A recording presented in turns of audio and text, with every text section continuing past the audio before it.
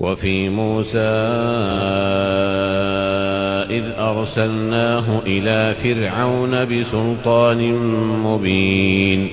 فتولى بركنه وقال ساحر أو مجنون فأخذناه وجنوده فنبذناهم في اليم وهو مليم وفي عاد إذ أرسلنا عليهم الريح العقيم ما تذر من شيء أتت عليه إلا جعلته كالرميم وفي ثمود إذ قيل لهم تمتعوا حتى حين فعتوا عن أمر ربهم فأخذتهم الصاعقة وهم ينظرون فما استطاعوا من قيام وما كانوا منتصرين وقوم نوح من قبل إنهم كانوا قوما فاسقين والسماء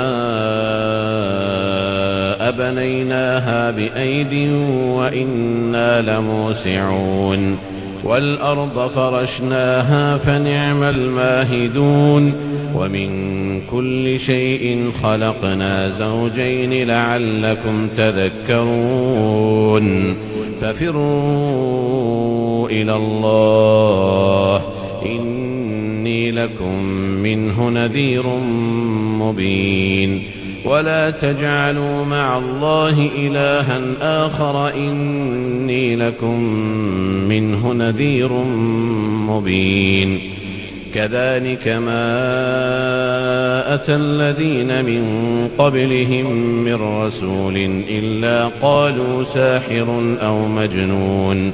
أتواصوا به بل هم قوم طاغون فتول عنهم فما